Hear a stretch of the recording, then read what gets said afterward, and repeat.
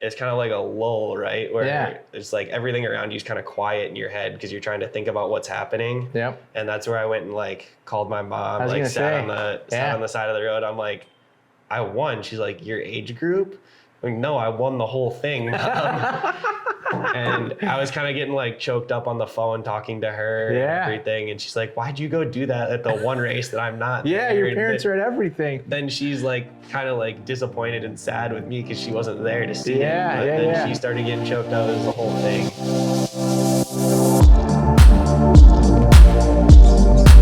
All right, guys, Mark Deering here from the Adventure Channel. We have a treat for you today. We have David Brower, local young guy, young buck, I will say, and just come back from Unbound. He won the 100 Unbound and also just got done last weekend with Lumberjack in top 10. I got 8th place at Lumberjack this past weekend. So this guy's on fire right now. So we thought we'd bring him in here.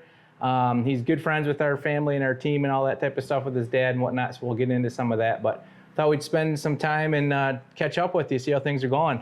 Yeah, it's good to be back and done with racing for a little bit. I'm settling down now. Are you? Let's talk about that. How much? What's the next race and how much downtime do you have? So I don't have like an official race until the middle of July. I'm doing the Dust Bowl 100. So I've got about a month off with just like training here. I don't have races because I've been going since the beginning of March. Sure. It's been a lot with collegiate season and everything else. I haven't had more than like two consecutive weekends together. It's been every week or every other week with a race. Okay, just nonstop. So for starters, let's talk a little bit about who David Brower is, where you're from, how your age, the college you're at. Let's talk a little about David Brower right now so people who don't know you are about to learn all about you. Oh, I'm not good at talking about myself like that. I'm just a 19-year-old cyclist from Grand Rapids, Michigan. I currently go to Marion University in Indianapolis. I'm on the cycling team there, and I ride for Bissell ABG Cycling when I'm not racing for college. So. Absolutely. And you came through the ranks and basically got to that college age, and then college was the different colleges you put in your application, or you kind of searched them out a little bit and had some scholarship opportunities? So Michigan's tough because there's not a lot of like road racing or official mountain biking here. We have our own NICA league called MISCA, so it doesn't get pushed nationally as much. So I went around to like different collegiate websites and looked at like what the schools had for degree programs and everything else. And then you can fill out recruiting forms on the website. So I filled those out, sent them in, got like a couple emails back, but nothing crazy. And then when I signed with Bissell, that kind of got my foot in the door at Marion, and they reached out to me and were like, hey, we'd love to have you come ride for us. So sure. So some of the parents or some of the riders, younger riders, this is the guy to talk to, him and his dad, and there's some Brian Miller and a couple of these other guys like through Coyotes that's another, they know a lot about it as well. But then like you say, Bissell is kind of like almost been a big, that's where they pick a lot of their riders, it sounds like. Yeah, our mission this last like year and a half has kind of been to be the next step after like high school racing and stuff for some of the kids that come out of MISCA or just anywhere in Michigan racing that, need a team to go and race somewhere. So. Okay, cool. So let's talk about first couple years down at Marion. You're on your second? Yeah, I'll be going back for my second year. I've got one full year under my belt. So let's talk about that. You're leaving the house, all of a sudden you're down there. Marion, I saw some of your dorm pictures of you and your racing buddies. There's like 12 bikes and like this much room for everybody. I mean, yeah, it's definitely an experience because you leave the house, going off to college. I'm 4 hours away, so it's not like I can just quick bop home for the weekend when I feel like it. I mean, I can, but it's not the most convenient thing. So yeah, you said the dorm room was packed. That was the biggest, like, getting used to it because we had it's like 10 feet by 14 feet. with 2 beds that were bunked with our desks underneath them, and then we each had 3 bikes in the room. I saw pictures. So there was minimal floor space, and I basically ran a bike shop out of my dorm room for most of the year. Fixing other people's bikes? Yeah. Yeah.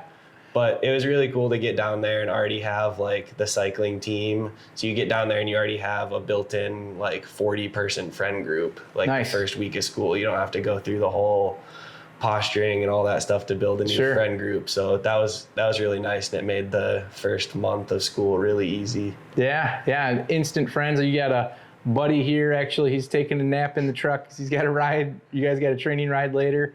But yeah, so that's cool. I mean, seeing you guys down there, and then you're hitting some of the mountain bike stuff, some of the road stuff. How was the competition when you left to do something like that? How did the competition change for you? What was that like? It was way harder to go from like racing Miska or like racing around here and being like the top 19-year-old, 18-year-old kid at all the races, at least top 3, most of them. And then you go there and there's 40 other kids that are doing the exact same thing you are. So it's an adjustment, but I feel like I handled it pretty well and just kind of settled in to try and do my best at each race. So just coming off being a freshman and what you just accomplished at Unbound and what you just accomplished at Lumberjack, yes, you have adjusted well, I would say. Yeah. All the training's paying off. Speak about training a little bit for some of the people, maybe even if it's high school kids or some of the other young kids looking at this. What is, I mean, you don't have to get too in detail, but what's some of your training blocks? I'm impressed with some of your training blocks and what you do. So I have a coach, Caleb Schwartz. He races cyclocross professionally and like mountain biking and that kind of thing. So he sets all my workout plans and puts stuff in Training Peaks for me, so I don't have to think about it. Because if I had to think about it myself, I wouldn't go do it, or I'd let my own judgment get in the way. Like, oh, I don't really feel like riding 3 hours today. But if it's in there already, I have to go do it. Because he's going to check on it. Yeah, exactly. It keeps you accountable, and it's a lot easier. But this past year at school, like after we made it through the mountain bike season and I had my like 2-week off season, I was like, okay, it's time to like go for this. Like I had a conversation with Caleb. I'm like, I want to go for it this year. Like, let's put it all in and see what like happens. So he put me on like the big boy training schedule basically. And I was doing in like January and February, I was doing like 19-hour weeks to start the block, and then it would build up like 19, 21, 23, like 25. What? So I was doing 25-hour weeks in January, and like 9 of those hours would be on the trainer and stuff. So I'm having like I'm freaking out even thinking of that. What do the tour guys train? Like they'll do like 30+ hour weeks. Okay. So they do it like a literal full-time job. Gotcha. Like, and you were just under that technically. Yeah, and I would basically just go to class in the morning. I put all my classes from like 8 a.m. to 1 p.m. Like all my classes had to fit in that block. And then as soon as I'm done with classes, I'm going to grab food and basically go hop on the bike for 3 or 4 hours. Okay, that's cool. That's cool. And fuel wise, I mean, you're at a college, so I'm sure the food. I mean, you're a college kid, so you guys can eat. Or do you eat? Are you eating healthy too? Do you take that whole level too, or you started eating real good? I try to do like the best I can. I've tried learning a lot more about it this year and doing what I can with the calf food at school and trying to grab like the salads and stuff instead of just going straight to the pizza every time. Pizza and Doritos and. So yeah, I try, but I'm definitely not the best at that. Sure. Cool. Well, let's talk about Unbound, giant race. Pretty much everybody watching this probably has heard of it. And that there was a bunch of us in different areas, different places, and just kind of watching a couple friends that we have down there. And all of a sudden, the internet lights up with a picture of you crossing the finish line doing one of these. And I'm like, wait a minute. Let's not talk about the finish quite yet, as we already spoiled that you won, but let's talk about leading up to a big race like that. So with this new training block that you were doing and the harder training you were doing, How was nerves going into that race? I would say they're pretty high because basically we talk about all the training blocks and everything. That's from like January, February, March. March, we start racing collegiately on the road, but that's like 1 hour crits and everything else. Somewhere in there, we hit Barrier Bay and then more collegiate stuff. And then as soon as you're out of school, I'm basically back here. Then I'm driving to Arkansas to do a big gravel race, doing a training week there, coming back here for 3 days, and then driving to Kansas again. Yeah. So with the whole big block of racing, there's basically 4 big like gravel endurance events that I have to put all the work all year out on the table and be like, okay, this worked. First one, Barrier Bay, I got heat stroke and it was hot that day. Had a really bad day that day. So a lot of people did. I was pretty disappointed in that. I'm like, there goes one opportunity.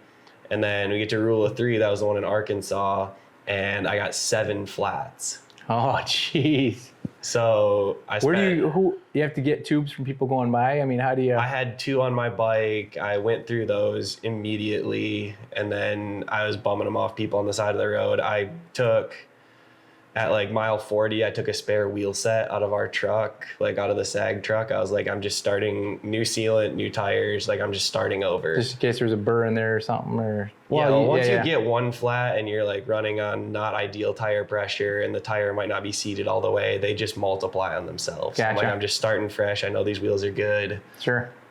And then I still got one more, but I rode those for like 60 miles and was fine. But that took me out of contention because I was in the lead group for the first 15 miles. Then I got all the flats. Oh, yeah. So there's another chance gone. So then I was kind of like, okay, I have Unbound is the last like big gravel race to prove myself at this because I have Lumberjack afterwards, but that's on the mountain bike. It's a whole nother beast. Sure. And I felt terrible all week before Unbound. Like, okay. I hit my numbers in training and stuff, but it didn't feel great at all. So okay. Coming into the race, I kind of just told myself, whatever happens, happens. Like, I've put in enough work at this point that I should be there, and I'm not going to stress myself out because I don't feel good about it. Yeah, that's a great topic. We don't have to spend a ton of time on it, but let's talk about that. Like, you know, the little racing that I do, and, you know, not at this level, obviously, but sometimes those times when you know, at your level, you have to go into it for the most part, probably with positive and, you know, just have to have a high expectation, or maybe let's talk about that versus, you know, those big letdowns, those big, that roller coaster. I mean, how do you manage that roller coaster? That's like that whole process has been like the entire last 2 years for me has been trying to figure that out. And I have to find like this really fine balance point of like caring enough to make myself feel like it's happening and to like make myself prepared for it, and at the same time just not worrying about it. Sure. Because if I like think too much about it, then I stress myself out and I get super anxious and then I don't perform well in the race. Mm-hmm. But if I just completely don't care, then I show up like mentally not ready to fight, I guess. Right. Yeah. So yep. I don't have like those extra matches to just put the head down and go. So I got to find that fine in between line before races, and it's really tough. Now, I bet at your level, it's got to be, you know, because like I say, you know, you're fun to watch and you're always up there. And like I say, I always wonder what that pressure is like at that level, and obviously it keeps going from there, right? I mean, but you're doing awesome with it. So so Unbound, you went into it and you just felt kind of and so then you get into town, and I guess talk a little bit about that. So, I mean, I drove 14 hours there straight. So there's an entire day in the car with no riding or anything. Legs feel terrible from sitting in the car that long, mm-hmm. no matter what you do. So we got there like late Thursday night. Friday morning, we rode around, did our expo thing, talked to people. And during the ride, I was like, I've felt worse, so I guess. Sure. I guess we'll see what happens. Sure. Did I hear, was there a good amount of riding the day before, or did rain hold people off from riding the day before? I think there's a good amount. It didn't start raining until like 3 p.m. Okay. So we went out at like 9 or 10, I think. I don't remember exactly, but we got a good amount of riding in, and then we had some good time to walk the expo and talk to vendors and stuff before it really started raining. Sure. Cool. So then, morning of, were you right near the start, or did you have to get up? I mean, it looks like I love all of the Kerry Warner videos and the Alexis and the whatever, and kind of watch the videos of like they get up and get their bottles ready, 4 a.m. I mean, what was your morning like? I went to bed. I actually slept pretty well. I wasn't like tossing and turning. I had a good night's sleep on an air mattress. So lucky there, I guess. Okay. And I think I woke up around 5 a.m. I think my teammates doing the 200 woke up at like 4:30. So I woke up, kind of saw them off, like, good luck, guys. Sure. Like, go rip it up. And then we kind of sat around for a bit, got the bottles ready, got breakfast, and headed out the door. And we rode like 2 miles down to the start line from our house that we were renting. Nice. So let's talk about the race. I already got to hear a bunch of this, so I loved hearing it. So let's talk about the race and that first mud pit that you guys hit, and how big of a mud pit that was, and what was going through your mind as you got into that, where you were at, and then where you thought you were at as that all unfolded. Because that was a separator right at the beginning. Yeah, basically at the start line anyway, there was like the elite corral here and then a line of tape and then everybody else. I was on that line of tape because I signed up for age category before the race because I was like, I think I'm more likely to get in that way.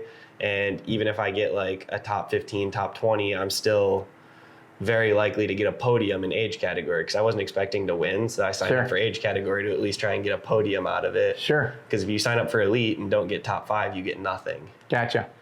So I did that, and as soon as the gun went off, I like weaved my way up through people and made it to the start of the race and kind of hung out there for the first 10 miles. Nothing crazy was going on.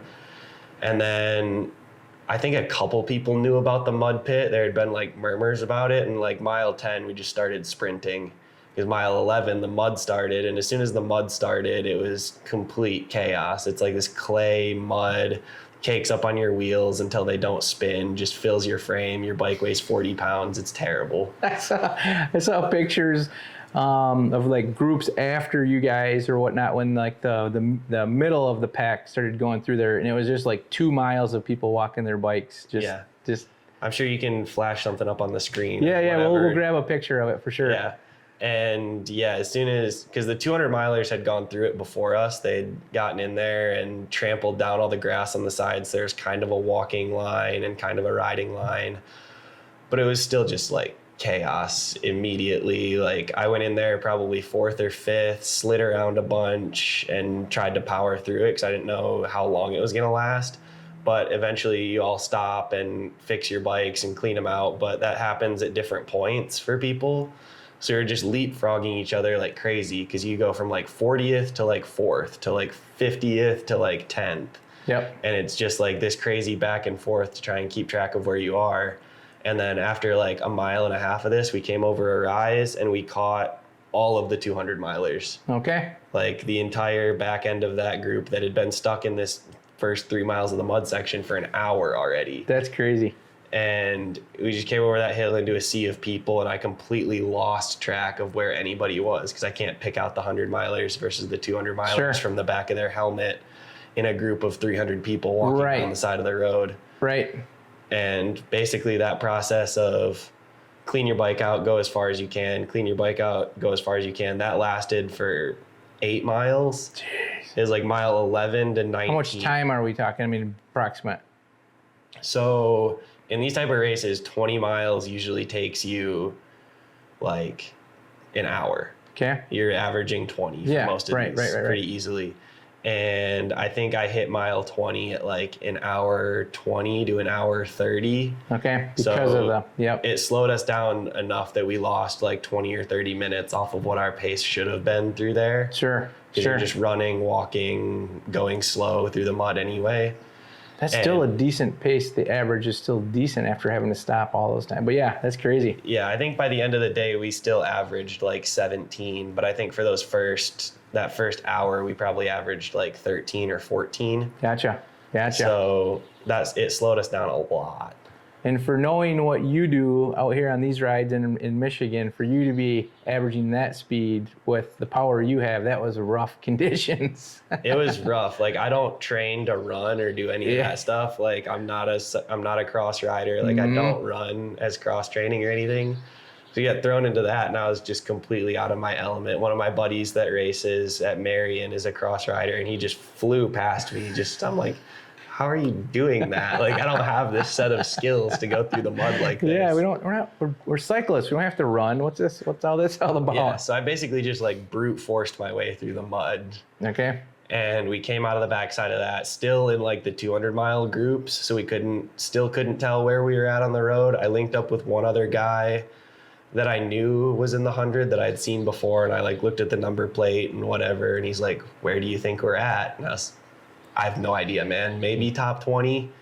He goes, I think that's reasonable. That sounds right to me.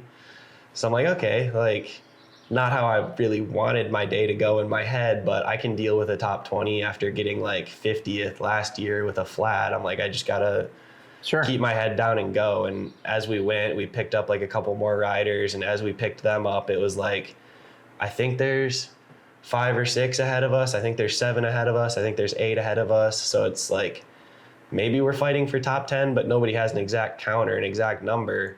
And we got to mile 40 where the 200 milers turn right and go off on their adventure. And we go left, and there's nobody on our course for the next 40 miles except 100 milers. Sure. So then that's where we kind of could start piecing it together off like spectators on the side of the road, like yelling at them, how many people have passed you? Sure. And they say 3, 4. Okay, that could mean 8. Like, I don't know what their counting is. Right. But eventually we caught another guy. He's like, there's only 2 people. Like, I was with them. There's only 2. They dropped me. They're hauling.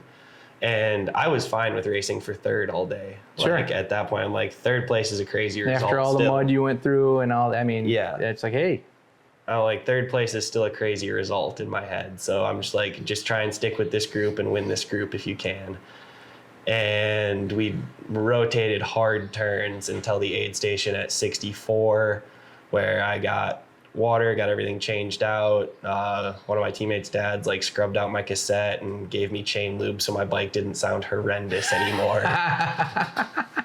And because it was funny, because once we all got rolling again, like as a group, because we regrouped after the aid station, we made like a gentleman's agreement, like let's try and keep this group together because we're working really well right now. But after we all got together, one of the guys is like, "Why is it so quiet?" I'm like, "We all got chain lube." So that was kind of a funny moment in there. But I asked you this, I think, when you came back. But speaking of the conversations, was that where it was kind of dead silent too between you guys because you were working so hard, or was there talking at that point between the 3 of you?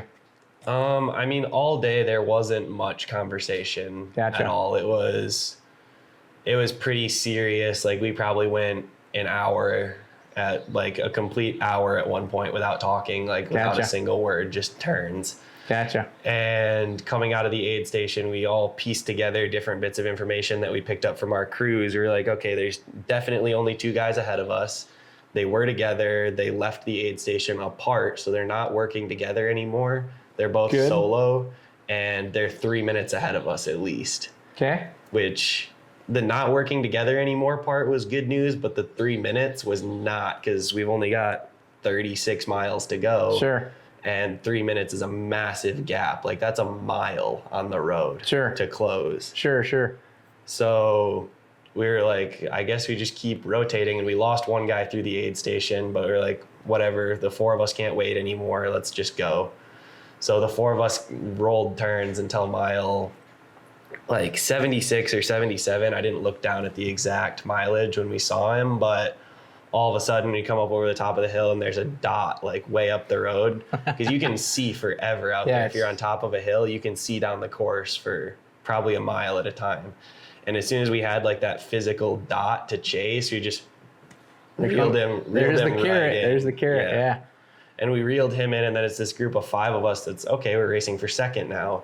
And we all kind of looked around at each other, lost like that group flow we had, because everybody's like, what do we do now? One guy attacked, and the guy we had just caught went with him, and they attacked right after I had been pulling, so I was on the back of the group. Yep. So I kind of stood there for a second and I was like, ooh, I hope the two guys in front of me like chase this down. And one of them looks behind and looks at me and he goes, if you want to go, you got to do it now because I can't. And I was like, oh no, this is going to hurt because it's 90 degrees out at this point and there's no shade anywhere. Like my stomach hasn't been happy for an hour. I'm sweating. We're all pouring water on ourselves.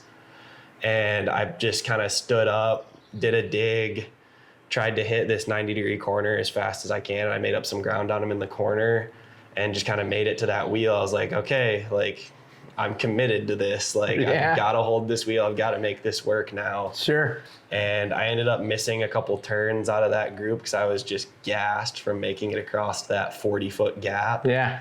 And going all out for a second. But the three of us eventually all got into a rhythm and we rolled turns for 2 or 3 miles. And at mile 80 is where the 50 milers come back onto course. Traffic. And right before we hit that turn, we saw another dot up the road on the same course we were at. Okay. So we were like, that's got to be the guy that's leading.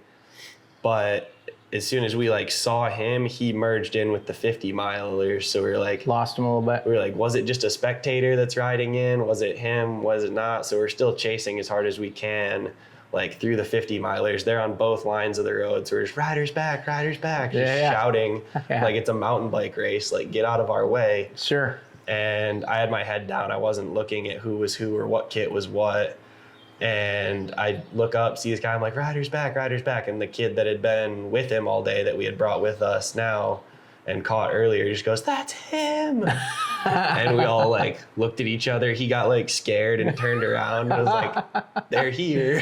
Yeah. And didn't you say he looked like he was on his own all day, shirt unzipped, unzipped. There's another picture. There's a picture we can throw up of all of us as a group, and you'll see he did not look like he was having a good day. It was Scott Funston, the U23 cyclocross national champ. So I'm sorry, Scott, but you didn't look happy. And like his jersey's unzipped. He's sweating. It was just like.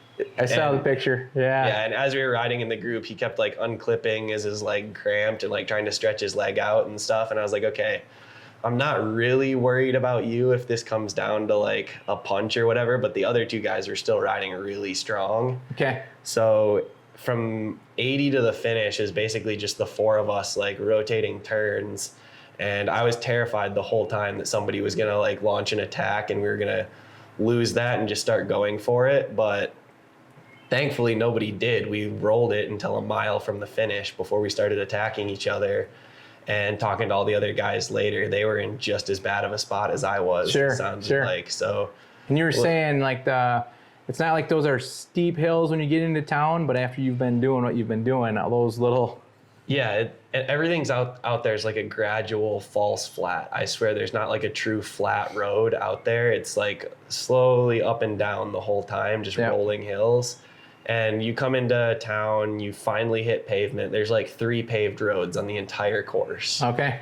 And you finally hit pavement at the end. You roll down into the college, past the athletic fields, and you come out of this little like walking tunnel and you just look ahead of you and there's this, not a wall. Like if you would hit it on like a normal 40-mile training ride, you wouldn't think anything of it. It's no bigger than any of the hills here in Michigan. It's smaller than most of them. Okay. But we're 101 miles in. Pushing heat.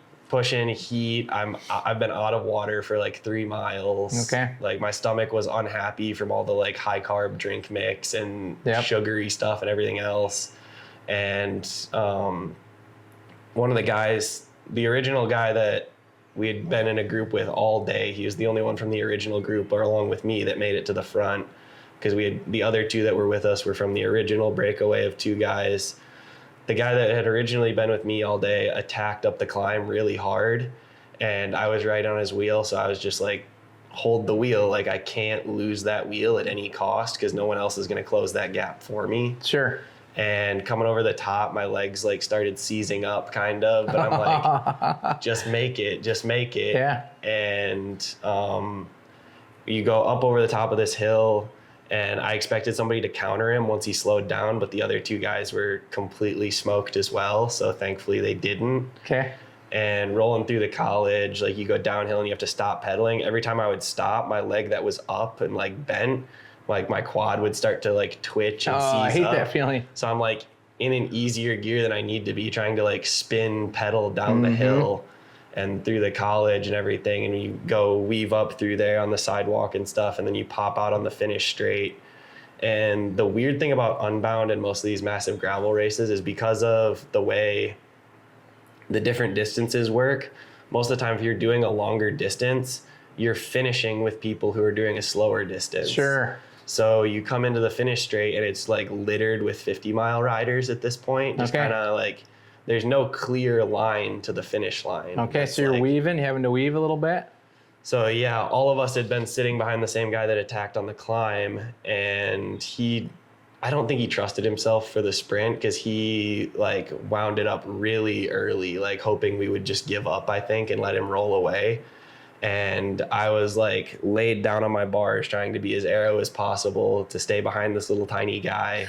And I just like held his wheel for as long as I could, and like 500 meters to go, he like pulled off and stopped sprinting. And I was like, this is too early for me to start my sprint, or I'm going to fade before I get to the line, just like he did. So I kind of did like my seated effort for as long as I could. And as soon as I saw like an open line to the finish, like, cause you're kind of going like this through people the whole time. As soon as I saw an open line, I just stood up and kicked with whatever was left in my legs. And I could feel my quads the whole sprint, just like, just like seizing kind of. And like 20 feet from the line, I kind of looked under my shoulder and realized that the kid behind me was still 10 feet off my wheel, and the speed differential at that point, he's not going to come around me unless I like hit my brakes. So that's where you get the picture of me like, that's when I kind of realized that I won, was right there. I was like, no way. That is crazy. So let's talk about that. I mean, that is a huge deal. So, I mean, it has to be the biggest win you've had, obviously. 100%. Yeah, probably by far, right? So, like, what do you do in that first 30 seconds? Like, what's going through the mind? I mean, talk about some of that. I mean, right after you cross the finish line, it's like immediately people are like yelling at you to slow down and like come to a stop into the corral and everything. And then we stop, and I'm like, the four of us are kind of huddled together, like, good job, man. And we're all just like, water, like we need water. And kind of as we were sitting there, like, because it was a sprint through people, some of like the reporters and the finish line people are like, which one of you crossed first? And they're like asking us. I was like, I did. And at that kind of moment was like, shit, I really did cross first. Yeah, like, getting chills just thinking of that. And kind of at that point, like the cycling news lady's like, do you want to do an interview? Do you want to do this? I'm like, can I have like water or something first? And they're like giving us like cold towels and stuff to put on ourselves, and we got water. And I did like the little interview. I gave like the 30-second recap of what happened and stuff. And they put that article out really fast, like within an hour of the finish. But we kind of made it out of that gaggle. I wonder if that's the picture, must have been the picture your mom found or something, and she's posted to us. I wonder what. Yeah, my mom just stole like Unbound's post that they put out and shared that. But if you go to the Velo News article, there's a picture of me and the kid that got second, like looking like death, just like leaned over our bars at the finish. And he's a cycling influencer, kind of, so I knew who he was, and he makes like TikToks and Instagrams and stuff. They're pretty funny. So I knew who he was, and I was chatting with him quite a bit, and we kind of walked out of the end of it. And at that point, there's still other people finishing the 50, and like the rest of the 100-milers coming in. Like, there's nothing really happening for us at that moment anymore. And all of our team people were still out at aid stations. Like, getting so kind of a weird moment, actually, probably. Yeah, there's kind of like it's kind of like a lull, right? Where it's like everything around you is kind of quiet in your head because you're trying to think about what's happening. And that's where I went and like called my mom, like sat on the side of the road. I'm like, I won. She's like, your age group? I'm like, no, I won the whole thing, Mom. And I was kind of getting like choked up on the phone talking to her and everything. And she's like, why'd you go do that at the one race that I'm not there? Your parents are at everything. Then she's like kind of like disappointed and sad with me because she wasn't there to see it. But then she started getting choked up. It was the whole thing. That's cool. And I'm just kind of like sitting on the side of the road. We joked at dinner that when I went out with you guys and your parents out to dinner, like, maybe that's a secret sauce. Tell them to stay a half an hour out of town and only show up at the end. I mean, there is like some truth to that because we talked about stress and mindset and stuff earlier. And I've had this problem at Michigan races where because I know everybody there, I place like expectations on myself of like what they expect of me and all this other stuff of like people I know. So it's kind of nice at some of the national events to just kind of be like, I'm here, I'm with teammates who I'm not worried about what they think of me and that everything else. So it kind of takes some pressure off almost to be that person in town that nobody knows and you're just kind of doing your own thing there. Good point. Great point. Yeah, like because everybody, not everybody, but a lot of people know you in Michigan and you're always on that front row, and that's a great point. Yeah, something you could probably take with you and try to get that same feeling everywhere, and that's when the magic happens, like it's happening right now. Yeah, something like that. Yeah, so awesome, outstanding. Let's talk about, we don't have to talk about Lumberjack as in depth, but let's talk about Lumberjack. I haven't even talked to you about this yet. It was just last weekend.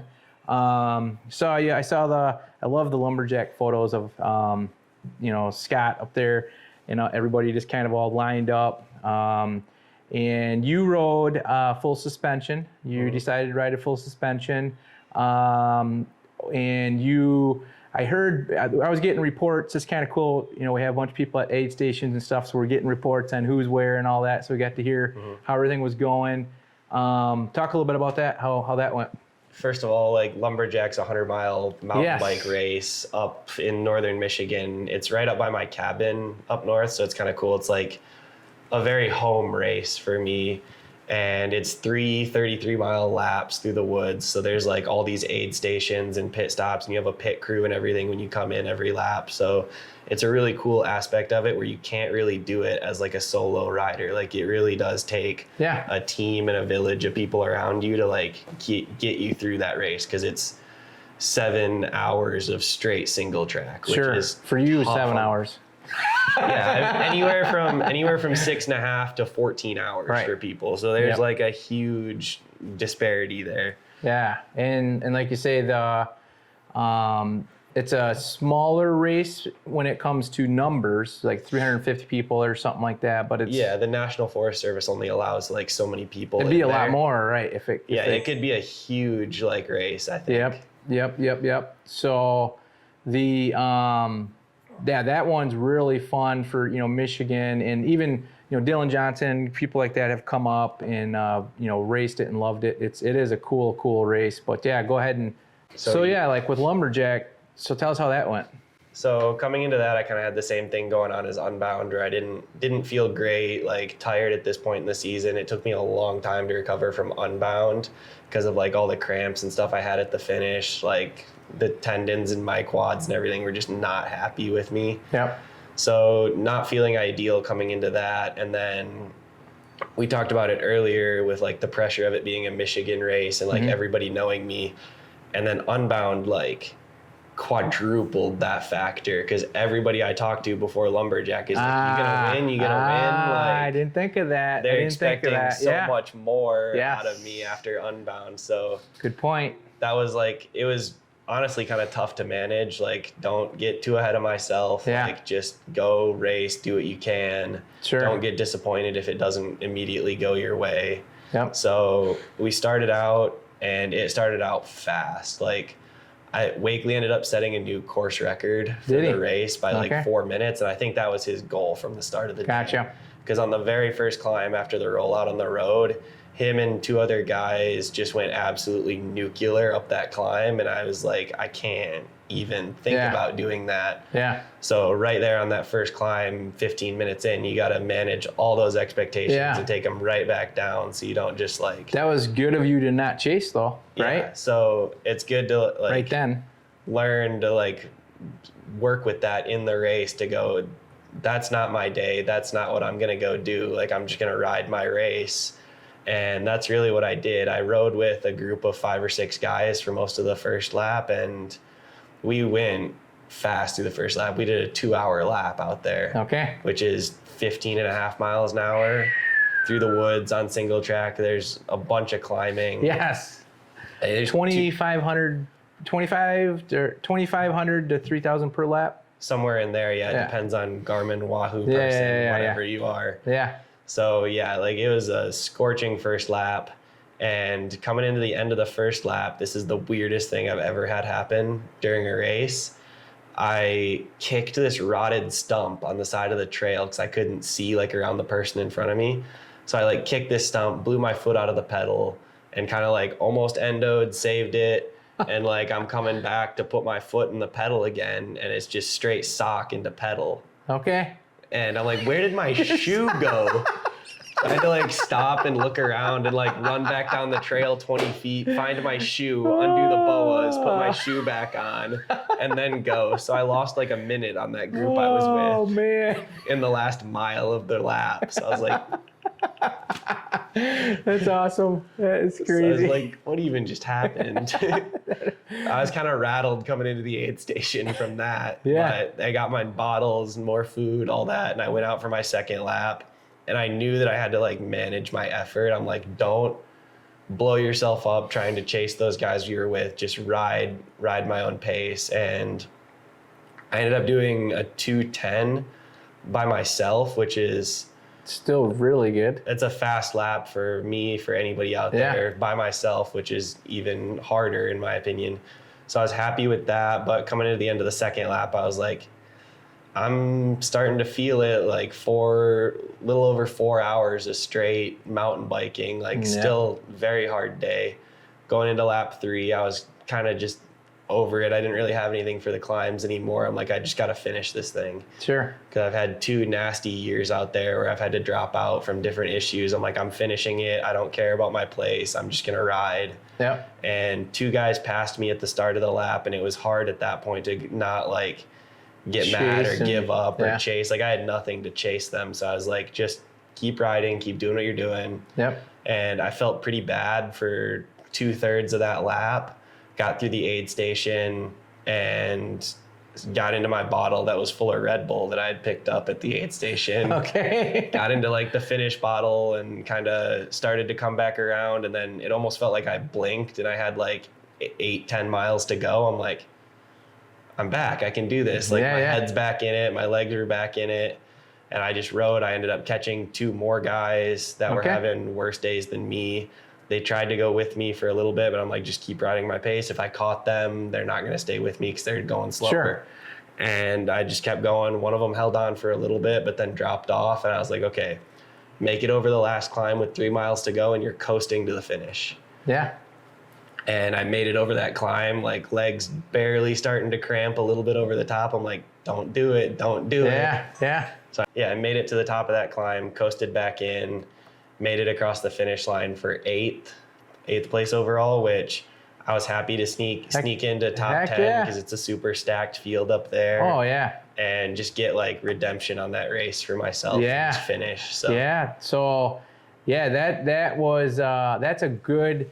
Like you say, I was up there the year that you had stomach issues and things like that, and I know that kind of haunted you a little bit. Like, dang it, and now for you to see you come back, do Unbound, win it, do top 10 there. I mean, this is cool. Like, freshman in college, like you say, the big, all your hard work is paying off. Like, you're training hard. You got the coach. Does the college have like some coaches and stuff too, or is it you still do individual personal coaches? We have our main coach, John Hoopengardner, who like organizes all of our trips and all the racing and stuff, and he does do some coaching for some of the kids that like don't want to pay for their own coach and stuff, but Yep. the majority of us have our own people that we work with. Sure, because you've where we already been just- working with them yeah. and stick with them, and You've got your like relationship built. You just give them the list of races and they get you ready for it. So Cool.